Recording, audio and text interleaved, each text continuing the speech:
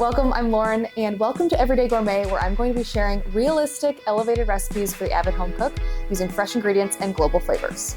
Today we're making one of my favorite recipes. We're making carne and jugo, and it literally translates to meat in its own juices. I like to describe it as a cross between a stew and a soup. It's really brothy, but it's also chock full of tender chunks of beef and some creamy pinto beans. It's absolutely delicious. And the base of the broth is really aromatic and fresh. It's made with tomatillos, onions, garlic, serrano, so it's bright and fresh, but it's also super savory. So the base of the soup is going to start with some bacon. We're going to cook down about 12 ounces. You can use 8 ounces. I like to use 12, just because the more the better. You're going to cook that down until it's nice and crispy, and then we will use those drippings to brown the beef and then build the soup in those drippings for flavor. And then the crispy bacon will be one of the many toppings. Nailed it. Now I'm going to put the diced bacon in a Dutch oven that's preheating. We're going to crisp it up. Then we're going to remove the bacon and use those drippings to cook down our steak. So now that our bacon is starting to crisp up, we're going to move on to prepping our steak. So for this recipe, I like to use a top sirloin. Top sirloin. It's very tender, it's very beefy in flavor. It has a nice amount of marbling, but not too much. What we're gonna first do is thinly slice, well, you're gonna trim it. First you're gonna trim it. And then we're going to thinly slice it about 1/4 inch thick. And then we're gonna take those slices and we're gonna cut it down into about 1/2 inch pieces.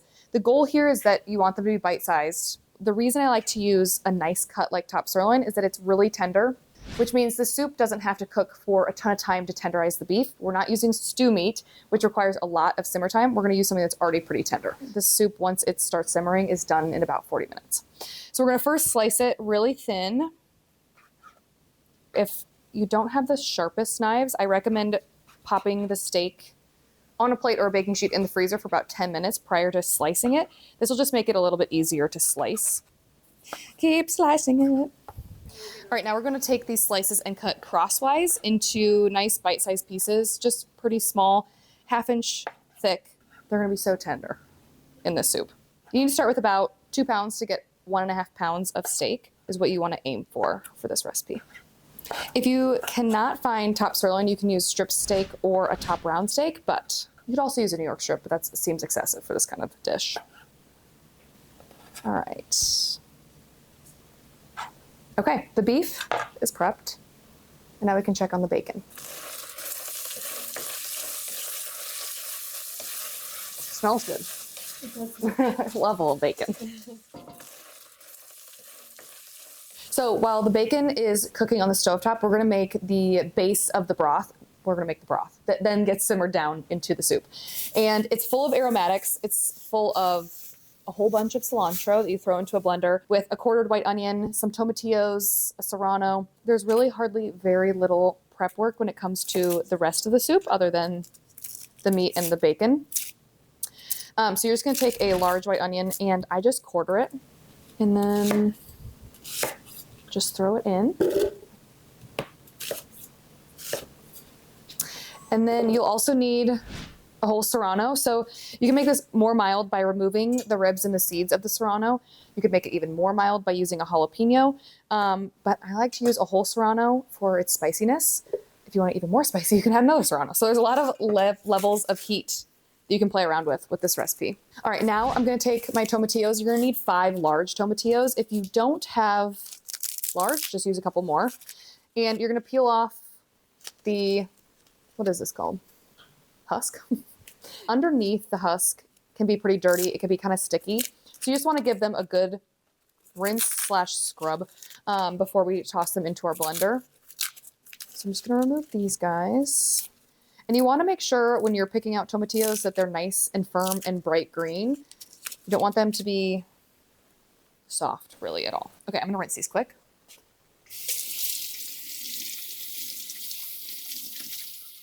Just going to pat these dry. And then we'll also cut these into chunks.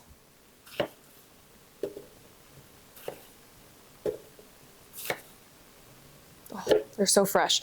This stew comes from the Jalisco region of Mexico, which is also known for bringing you things like birria and tequila. So you know that what they create there is delicious. All right, we're also going to add 2 large cloves of garlic, and I'm just going to smash them and remove their peels. Toss those in. So then, as I said, we are going to add a whole bunch of fresh cilantro. You can add the stems too. The stems actually have a ton of flavor. So I'll just trim off the thicker stems that are a little bit more tough. You could still add these, but I'm just going to add in this whole bunch right on top. And then the last thing we need is a teaspoon of coriander, and it pairs so beautifully with the cilantro because they're from the same family. So ground coriander comes from coriander seeds, which is the seed of cilantro. So they pair really beautifully together. So you're gonna need about a teaspoon, which looks like this. Then we need 1 teaspoon of kosher salt, and I'm also gonna eyeball that. And then we have some beef broth. And if you've been around for a while, you know that I love Better Than Bouillon. It's my favorite thing in the kitchen. So I'm using beef stock that I mixed up last night from Better Than Bouillon. You can also just use box broth or homemade broth, which would be ideal. It would be the most flavorful. Okay, and now we're just gonna blend this up, and that is the base of the soup, really. Okay. So let's go over to the blender. Ooh, that's really full. Okay.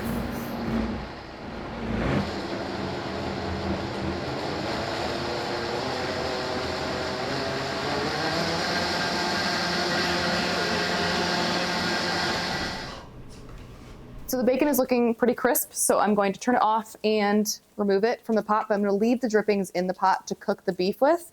You're going to need at least 2 tablespoons of drippings, so if you don't have enough, then add a little bit more with olive oil. Ooh, these are really crisp.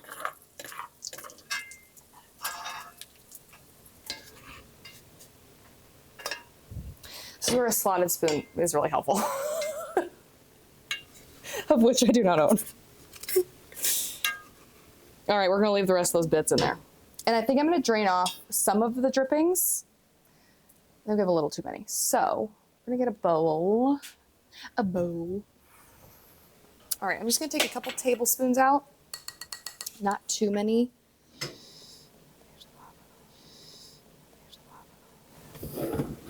Okay, I'm gonna add the beef. Okay, so we're gonna add our sliced, chopped, diced steak. We're gonna add it to the drippings. We have about 2 tablespoons of drippings in there.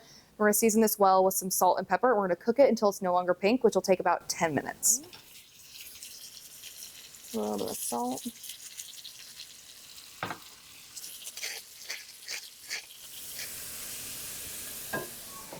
So the goal here is to cook the beef just until it's no longer pink. You don't really want to brown it. This is called meat in its own juices. So you want it to release some of its juices to make that broth really flavorful. You're not necessarily looking for a sear. You're looking more for just a light browning. So you're going to want to cook it low and slow to get that nice and brown. Okay. Okay, so the beef is nicely browned, and there's a lot of its juices in the pot, which is key for meat in its own juices. And so now we're gonna add in our tomatillo sauce that we blended up.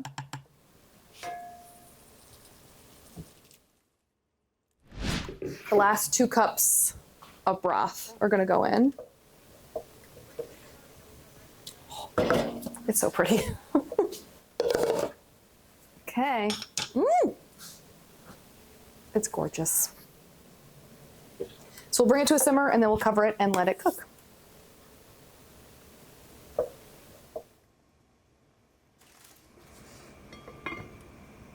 So our soup has been simmering for 35 to 40 minutes, and now we're just gonna finish it and serve it up. It's very simple. We're gonna add in a tablespoon of Worcestershire and 2 cans of pinto beans, or what I like to do is just get 1 big can, 28-ounce can of pinto beans. Either do 2 14-ounce cans or 1 28-ounce can. I find the 28 ounces is just a cheaper way to go. So here is what it looks like after about 40 minutes. You can see that the color is no longer bright green. It's kind of a more, for lack of a better word, muddy green. All right, a tablespoon goes in, and then we'll add in our beans.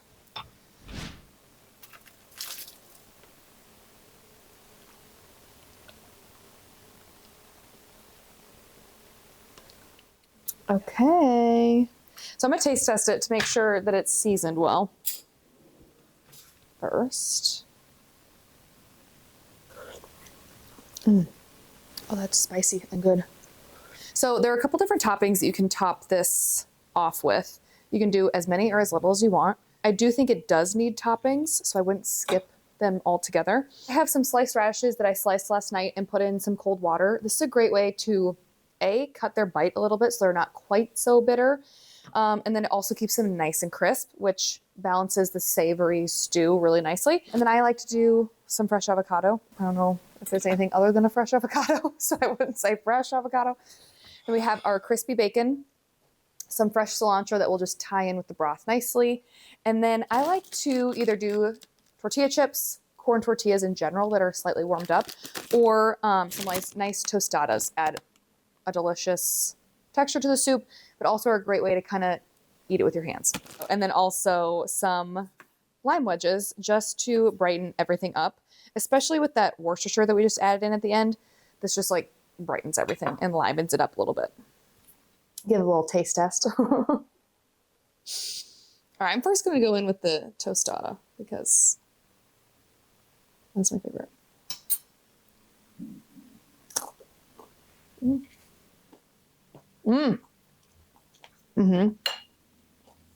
It's really fresh, but it's also savory and cozy, kind of smoky from that bacon.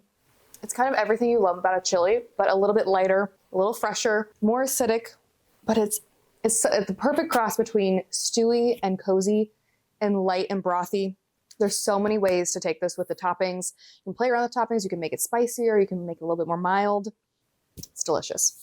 You can get the full recipe for this on my website. I will share the link below. I'm also going to be linking to some of my favorite Mexican recipe developers. Let me know if you make this recipe and what your favorite toppings are, and be sure to meet me right back here next week for another everyday gourmet recipe.